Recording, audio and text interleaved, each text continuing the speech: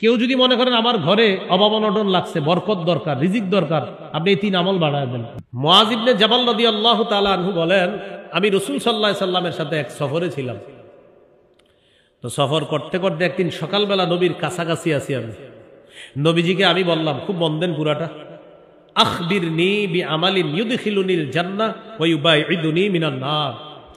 আমাকে এমন কিছু আমলের কথা বলেন যে আমল আমাকে জান্নাতে নিবে আর জাহান্নাম থেকে দূরে রাখবে, এমন কিছু আমলের কথা বলেন। রাসূলুল্লাহ সাল্লাল্লাহু আলাইহি সাল্লাম বললেন, লাকাদ সাআলতানি আন আযীম, তুমি আমাকে কঠিন একটা প্রশ্ন করলা। সাহাবীকে বলতেছে, তুমি আমাকে কঠিন একটা প্রশ্ন করছো। ওয়া ইন্নাহু লায়াসিরুন আলা মান ইয়াসসারাহুল্লাহ, তবে এই প্রশ্নটা তার জন্য সহজ যার জন্য আল্লাহ সহজ করে দেয়। সাহাবীকে বললেন, তা'বুদুল্লাহ লা তুশরিকু বিহি শাইআ, তুমি আল্লাহর ইবাদত করবা, শিরিক করবা না। দেখেন সবাই এসে গেছে। ওয়া তুকিমুস সালাহ, নামাজ পড়বা।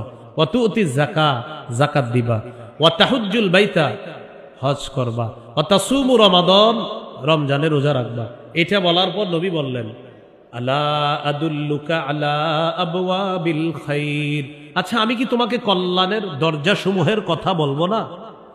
এবার নবী বললেন, শোনো, কল্যাণের অনেক দরজা, এর মধ্যে উল্লেখযোগ্য কল্যাণের দরজা 3টা। প্রিয় ভাইয়েরা, কল্যাণের দরজা কয়টা?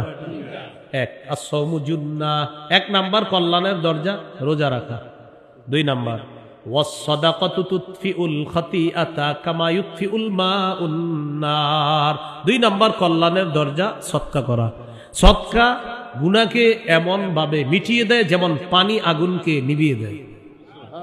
3 নাম্বার, ওয়াসালাতুর রাজুলি ফি জাওফিল লাইল, রাতের বেলা তাহাজ্জুদ পড়া। রাতে কি পড়া?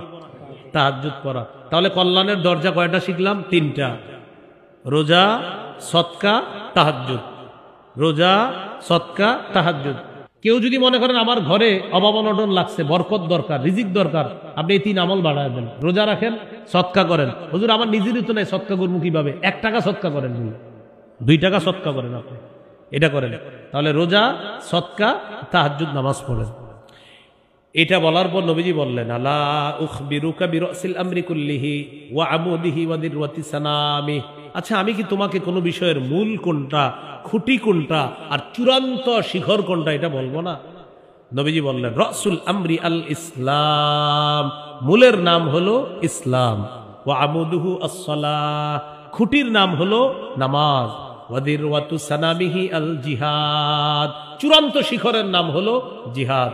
এটা মুখস্থ করতে হবে। বলেন, মূলের নাম ইসলাম, মূলের নাম, খুঁটির নাম নামাজ, মূলের নাম ইসলাম, মূলের নাম, খুঁটির নাম নামাজ, চূড়ান্ত শিখরের নাম। তাহলে এবার একটু বুঝেন, ইবাদতের কথা এসে গেছে, শিরিক না করার কথা আসছে, নামাজের কথা আসছে, রোজার কথা আসছে, হজ, যাকাত, এরপরে কল্যাণের দরজা, সদকার কথা আসছে, জিহাদের কথা আসছে, ইসলামের কথা আসছে। বলেন আর কিছু বাকি আছে? মৌলিকভাবে এগুলো ব্যাখ্যা করলে আপনি সারা জীবন চলতে পারবেন। এগুলা বলার পর নবীজি বলেন, শোনো, তোমারে যতক্ষণ ওয়াজ করলাম, আলা আদুল্লুকা আলা মালাকি যালিকা কুল্লিহি, সবগুলার সার নির্যাসটা এটা তোমারে বলবো না? আমি তো এতক্ষণ ওয়াজ করলাম, সার নির্যাসটা কি তোমাকে বলবো না? সার নির্যাস তো এখনো বলি নেই। তো এটাই তো দরকার, কি বলেন? সার নির্যাস দরকার। নবীজি বললেন, মুআজ কুফফা আলাইকা হাযা, এটা হলো সার নির্যাস, এটা নিয়ন্ত্রণ করো। এটা সাহাবী অবাক, হুজুর এটা নিয়ন্ত্রণ মানে? হ্যাঁ, এটা জিহ্বা নিয়ন্ত্রণ করো, সব ঠিক থাকবে। আমি যত ওয়াজ করলাম এই সবগুলা ঠিক থাকবে, এটা যদি নিয়ন্ত্রণ করো, জিহ্বা নিয়ন্ত্রণ। সাহাবী অবাক হয়ে, এতক্ষণ একটা প্রশ্ন করে নাই সাহাবী, কিন্তু এই কথা শুই না প্রশ্ন করে ফেলছে। ইন্না লামুআখাযুনা বিমা নাতাকাল্লামু বিহি ইয়া রাসূলুল্লাহ, হুজুর জিহ্বার অপরাধের কারণে কি আমাদেরকে পাকড়াও করা হবে? নবীজি বললেন, হাল ইয়াকুব্বুন নাসা ফিন নারি আলা বুজুহিহিম আও আলা মানাকিরিহিম ইল্লা হাসাইদু আলসিনাতিহিম, বেশিরভাগ মানুষের মাথাটা নিচের দিকে দিয়ে, পাগুলা উপরের দিকে দিয়ে, জিহ্বার অপরাধে তাদেরকে জাহান্নামে নিক্ষেপ করা হবে। বেশিরভাগ মানুষ জাহান্নামে যাবে জিহ্বার অপরাধে, মাথাটা নিচের দিকে, পা উপরের দিকে, মানে উল্টা করে তাদেরকে ধাক্কাইতে ধাক্কাইতে জাহান্নামে নিক্ষেপ করা হবে। শুধু কোন অঙ্গের অপরাধে? রোজা ছিদ্র হয় কয় অপরাধে? কি? মিথ্যা গীবত কি দিয়ে হয়? বেশিরভাগ জাহান্নামে যাবে কিসের কারণে?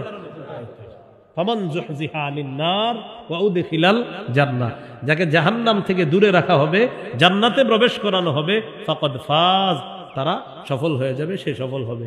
সফল হতে চাই তো সবাই ইনশাআল্লাহ। আল্লাহ তৌফিক দান করেন।